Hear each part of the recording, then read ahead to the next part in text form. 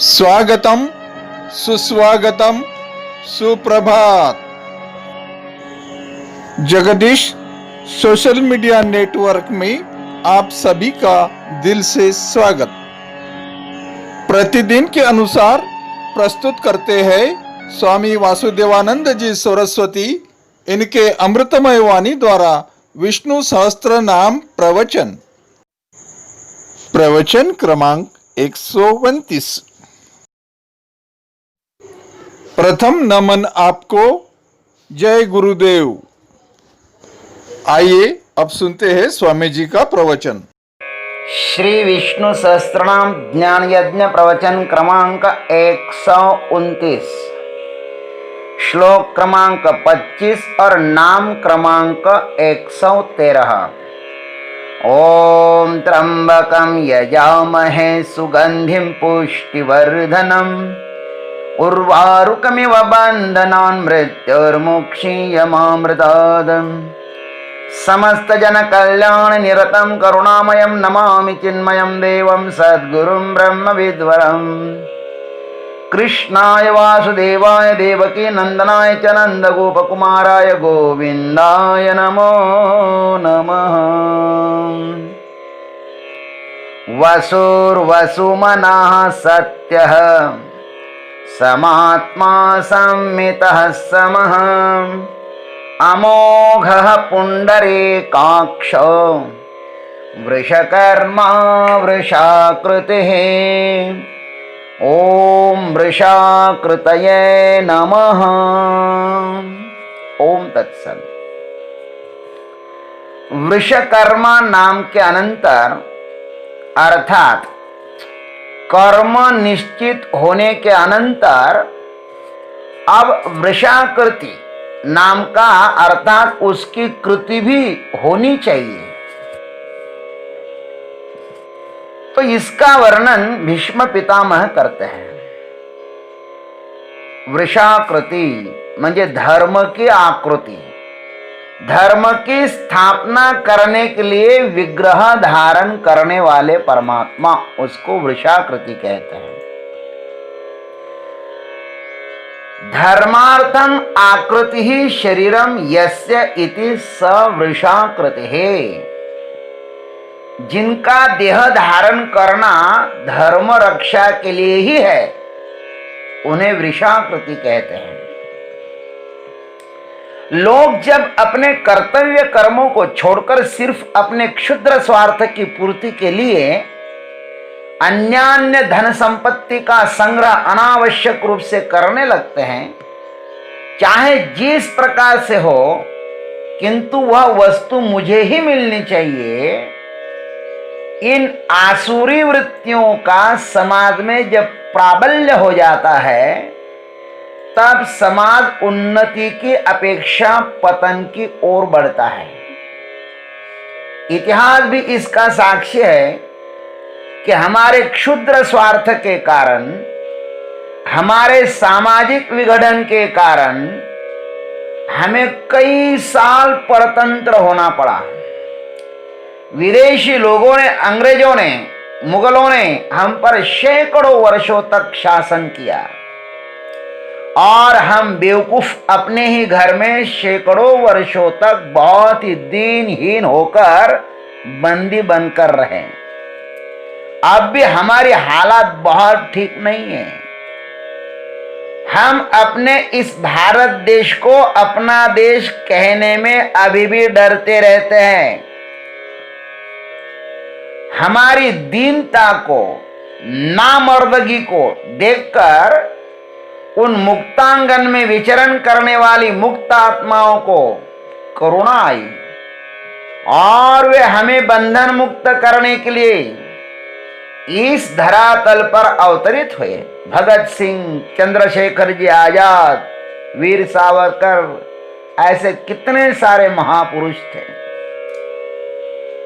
उसी का परिणाम है कि आज हम इस स्वतंत्र भारत में स्वतंत्र रहकर स्वतंत्रता का साम्राज्य भोग रहे हैं।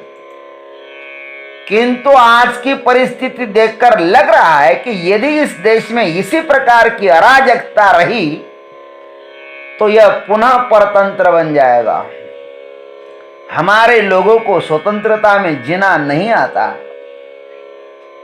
पराधीन रहने की आदत हुई है ना, इसलिए आज भी विदेशियों के हाथ में सत्ता सौंपने के लिए कुछ नादान लोग उत्सुक है।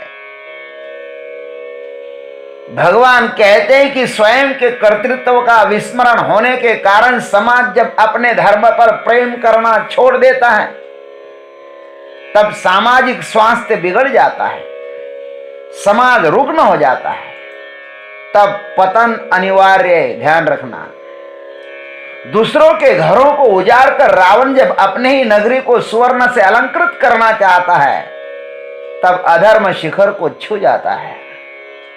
जरूरत से अधिक संपत्ति का संग्रह करना ही तो अधर्म है।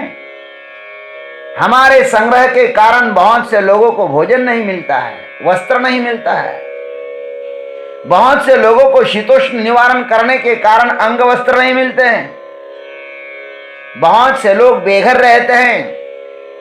अतः करोड़पति बनने की आकांक्षा रखने वाले लोगों को उन रोडपतियों की भी फिक्र करनी चाहिए।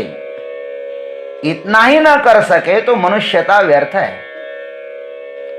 अधर्म जब अपनी चरम सीमा को छू लेता है और उनके निवृत्ति का अन्य कोई उपाय न देखकर भगवान स्वयं अपने आप को समाज को सुरक्षा प्रदान करने के लिए प्रकट हो जाते हैं। समयानुरूप वेश आकृति धारण करते हैं। आकृति चाहे जो हो, वह महत्वपूर्ण नहीं है। रुग्ण समाज की चिकित्सा करना महत्वपूर्ण है। उनके रूप, उनके वेश, उनके रूप अनंत है।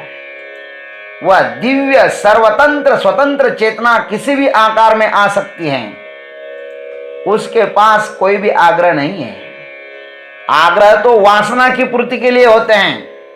परमात्मा वासना से निर्मुक्त है। वासना के आग्रह से बंधा हुआ व्यक्ति समाज उत्थान नहीं कर सकता। अतः निराग्रही परमात्मा अपने को कभी सुअर के रूप में, तो कभी मछली के रूप में, कभी कछुआ, तो कभी अश्व, तो कभी श्री राम, तो कभी श्री कृष्ण आदि के रूप में, कभी परशुराम जी के रूप में प्रकट कर समाज को स्वास्थ्य प्रदान करते हैं। समाज में राम राज्य की स्थापना कर रावण राज्य को समाप्त करते हैं। कौरवादी दुष्ट राज्य धृतराष्ट्र राज्य को विनष्ट कर धर्मराज युधिष्ठिर राज्य की स्थापना करते हैं। यही कार्य करने के लिए वे अपने को अव्यक्त से व्यक्त करते हैं। निज इच्छा निर्मित तनु माया गुण गोपार। भगवान ने कहा है, धर्म की स्थापना करने के लिए युग युग में मैं जन्म लेता हूं। धर्म संस्थापनार्थाय संभवामि युगे युगे। जब जब होई धर्म कै हानि, बाढ़ई असुर अधम अभिमानी। करहि अनीति जाय नहीं बरणी, सीधहि विप्रधेनु सुर धरणी। तब तब प्रभु धर बेविध शरीराम, हरहि कृपा निधि सज्जन पीरा। तब तब भगवान अवतार धारण करते। भगवान केवल राक्षसों को मारने के लिए अवतार ग्रहण नहीं करते भाई। भगवान है क्या? परिपूर्णतमं साक्षात् कृष्णान्नान्य दैव हि। एक कार्यार्थमागत्य कोटि कार्यं चकारः। राक्षस वध को निमित्त बनाकर उनको अनेक कार्य करने होते हैं। रावण, कंस, दंतवक्र, शिशुपाल को तो भगवान ने तुरंत ही मार दिया, किंतु उनकी कीर्ति का गुणगान अब भी हो रहा है। भगवान के अवतार के समय तो बहुत कम लोगों का उद्धार हुआ, किंतु उनके जाने के बाद हजारों लोगों का उद्धार हुआ है। भगवान श्री राम और श्री कृष्ण न होते तो हम पारिवारिक संबंध कैसे रखना है, यह कौन बताता हमें? पिता पुत्र में किस प्रकार का प्रेम होना चाहिए, भाई भाइयों में किस प्रकार का स्नेह होना चाहिए, गुरु शिष्य में किस प्रकार का आदर भाव होना चाहिए, पति पत्नी में किस प्रकार का प्रेम होना चाहिए, मित्र मित्र में किस प्रकार का विश्वास होना चाहिए, इसका हमें कैसे पता चलता?